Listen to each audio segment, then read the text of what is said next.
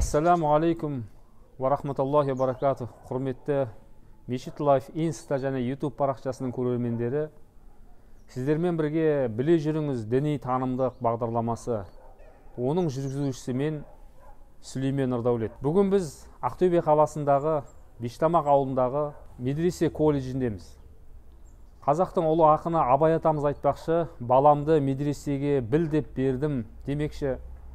Біздің бабаларымыз кезінде өзінің ұрпақтарының, өзінің балаларының білімін медреселер арқылы сусындатқан. Және де осы медреселерден көптеген елімізге белгілі, халыққа қалаулы, еліне қызмет қылған көптеген адамдар білім алған. Діни, шариғи біліммен қатар дүниеви білімдерді, сонымен бірге басқа да тілдерді үйренген, орыс тілі, араб тілі, парсы тілі, түрік тілі сияқты түрлі тілдерді меңгерген. Және де сонымен бірге математика, физика, химия сияқты, жаратылыстану сияқты түрлі ғылымдарды осы медреселерде меңгерген. Ендеше біз бүгінгі күннің осы Ақтөбе қаламыздағы медресе колледжіне бір күндік ішкі тыныс тіршілігімен танысып, бір күнімізді арнап, ішкі сырымен танысамыз. Ендеше біз бастаймыз. Біз медресе колледжінің басшысының орынбасары, оқу істер жөніндегі орынбасары Жексенбай ұстазбен сұхбат алғалы отырмыз.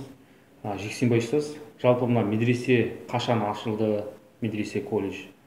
Қанша бала оқиды, сол жөнінен қысқаша айта кетсеңіз? Ақтөбе медресесі болып, бұл мекеме 2008 жылы облыстық Нұрғасыр мешітімен бірге ашылған. Содан енді ол орнының тарлығына байланысты осы Бештамақ ауылына 2011 жылы көшірілген осы ғимараттарға. Содан 2016 жылы колледж болып тіркеліп, лицензияны жаңартады. Бүгінгі таңда колледжімізде 180 студент білім алып жатыр. Енді оның ішінде 34 қыз балдары бар. Сіздерде қыз балдар бар? Қыз балдар бөлімінде бар. Бұл жалпы медреседе қандай сабақтар жүреді? Жалпы шариғат, діни сабақтардан бөлек қандай сабақтар? Бізде колледжімізде бір мамандық, исламтану мамандығы. Мамандық біреу. Соның екі біліктілігі бар. Имам хатиб біліктілігі, бұл ер балдарға арналған. Екінші қыз балдарға арналған ұстаз біліктілігімен бүгінгі таңда студенттер білім алады. Бұл жерде енді өзі атап тұрғанда исламтану мамандығы, оның ішінде 70% ислам дініне қатысты пәндер, оның ішінде ең басты Құран, тәжвид, ақида, фиқ, хадис, тәпсір деген пәндер, ислам тарихы, Қазақстандағы ислам тарихы, пайғамбарлар тарихы, пайғамбарымыз Мұхаммад алейхиссаламның өмірбаяны тағы осы секілді. Және 2021 жылы біздер 9 сыныптан кейінгі негізгі орта білім бітірген оқушыларды, студенттерді біз талапкерлерді оқуға қабылдауды бастадық 2021 жылдан бастап. Олар 4 жыл оқиды. Бірінші жылы жалпы білім беру пәндерін оқиды. Мектептің 10-11 сыныптың пәндерін қысқартылған бағдарламамен үш жерде оқып шығады. Қалған 3 жылын мамандық бойынша оқиды, исламтану мамандық бойынша. Бүгін таңда енді осы 21-22 жыл біз 9 сыныптан кейінгі оқушыларды қабылдадық, студенттерді. Студенттердің келуі қарқыны өте жоғары. Тіпті біз ғимаратымызға сыйдыра алмай тұрмыз әзір енді. Біз өзіміздің жатақханамыздың қуаттылық деңгейінде ғана алып тұрмыз. Негізі сұраныс одан жоғары. Яғни оқимын деушілер саны көп дейсіз? Жыл сайын артып келе жатыр, саны көп. Жалпы мына бітіргеннен кейін сол мешіттерде, медреселерде қызмет етеді ме? Біздің медресе колледжді, Ақтөбе медресе колледжін бітірген студенттің қолына біз техникалық және кәсіптік білім беру бағдарламасының тамамдаған исламтану мамандығы бойынша мемлекеттік үлгіде диплом береміз. Бұл орта кәсіптік есептеледі. Бұл түлектеріміз бітіріп шыққаннан кейін жоғары оқу орнын жалғастыруға ниеттілері жоғары оқу орнына кетеді. Қалғандары осы облысымыздың аудан, ауыл мешіттерінде ұстаз, имам, наиб имам және азаншы қызметтерін атқарады. Сонымен қатар осы облыста және осы Батыс Қазақстан облыстарында теолог мамандығы бойынша мекемелерде қызмет жасайды. Ақтөбе қаласының медресе колледжінің шәкірттерімен кездесіп отырмыз. Нешінші курста оқыватсыңдар? Мен 3-ші курс студентімін. 3-ші курс. Есімім Нұржан болады. Мен 2-ші курс студенті, 9-дан кейін түскем, есімім Медет болады. Медет.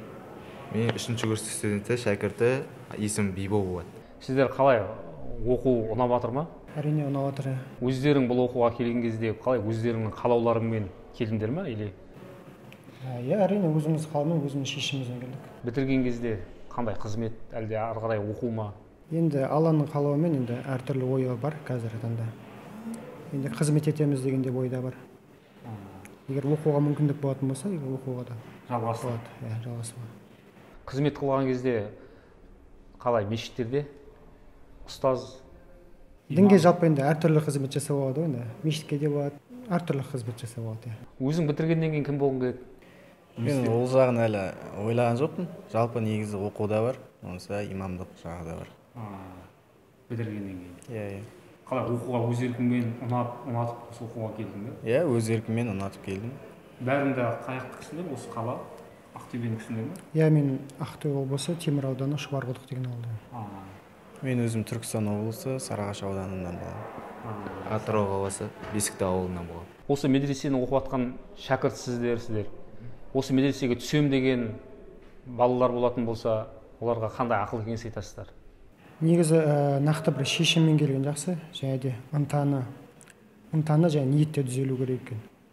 Егер жақсы ынта мен ниет болатын болса, көп жетістікке жетуге болады.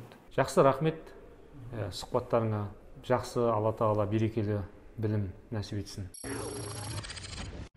Жексенбай ұстаз, енді өзіңіз де білесіз, әлеуметтік желілерде әсіресе мешіт, медресе құрылыстары жүріп жатса, соған жаңағыдай көмек болсын, немесе сол құрылысы жүріп жатқан туралы сондай видеороликтер шығарса, кейбіреулер астына пікір қалдырып жатады көбісі.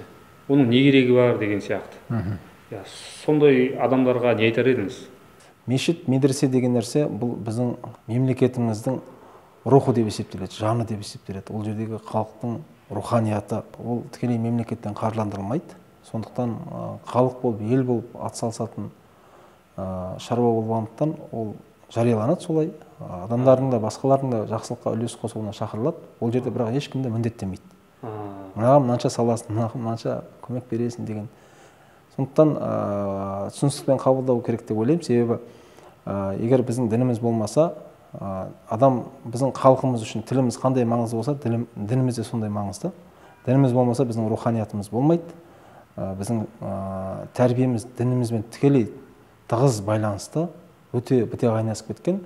Ұлттық тәрбиелеміз ол дінмен негізделгендіктен бізге дін өте қажет. Сондықтан мешіт, медресенің құрылысын тоқтата тұрып, немесе олар бізге қаншалықты қажет деген сұрақтарға, ондай пікірлерге қысқа ойлау деп айтсақ болады. Немесе көп жағдайда материалдық жағдаймен салыстырып жатады. Сондықтан бұлар жаңағы тоқтатуға болмайды, немесе бұлар өзі біз кенже қалған нәрселеріміз бұлар. Бұны біз әлі қалпына келтіре алмай жатқан жағдайдамыз. Сондықтан түсіністікпен қарауға мен шақырамын халықты жалпы. Сіздерде мысалы осы медресе колледжде мемлекеттен ешқандай көмек, ешқандай не жоқ, иә? Енді біздер 2016 жылы колледж болғаннан кейін біздер мемлекеттік тапсырыс аламыз. Мемлекеттік тапсырыс дегеніміз жылына 25 немесе 50 балаға біздер грант, мемлекеттік тапсырысқа қатысамыз, содан грант алып жатамыз. Бұл грант тікелей жаңағы мұғалімдердің сағатына төленетін қаражат. Сосын үлгерімі жақсы 5 пен 4 пен оқитын шәкірттерге, студенттерге шәкіртақы берілу үшін мемлекет тарапынан осындай қолдау болады. Ал енді біздің жаңағы ғимаратымыз, материалдық базамыз, біздің коммуналдық шығындарымыз, осы жерде студенттердің жатымы, жаңағы 3 мезгіл тамағы ол кәсіпкерлердің қаржыландыруымен болады. Енді Жексенбай ұстаз, осы медресеге оқуға ниет қылған, көріп отқан көрермендеріміз болып жатса, балаларын бергісі келсе, сол туралы қысқаша айта кетсеңіз? Білім саласына қатысты болғандықтан, білім заңының негізінде біздер шілде тамыз айында талапкерлерді оқуға қабылдаймыз. Сол кезде өзінің талапкерлерге талап етілетін құжаттар бар. Сол құжаттардың негізінде біз студенттерді білім ордасына оқуға қабылдаймыз. Және де мен айтар едім ата-аналарға, егер балаңыз медресеге барам десе, немесе өзіңіз балаңызды медресеге оқытқыңыз келсе, алдын ала медресемен келіп бірінші таныстырғандарыңыз дұрыс деп ойлаймын. Қандай мамандық, кім болады ертең, болашақта бұл мамандықта сұраныс бар ма, жоқ па деген нәрселерді бірінші жақсылап анықтап алу керек. Өйткені көп жағдайда балдар оқып бітіретін кезде мен басқа саланы да меңгергім келеді, немесе басқа салаға барғым келеді деген пікірлерін айтып жатады. Біз оған қарсы емеспіз, бірақ дегенмен баланың өзінің уақытын жоғалтып болмау керек. Дін саласының маманы болам десе, онда біздерге барлық жағдай жасалған, балдарды оқуға, үшеде қабылдауға және исламтаным мамандығы бойынша білім беруге. Жексенбай ұстаз, бұл оқу тегін ба сонда? Жалпы дін оқуы тарихта пайғамбарымыз саллаллаху алейхи сосын біздің осы Қазақстан мұсылман діни басқармасының ұстанымы бағыты имам Абу Ханифа мазхабы бойынша діни ілім тегін беріледі, ақысыз оқытылады. Өйткені ол Құдайдың жолында деп есептелгендіктен оған ақы алмайды.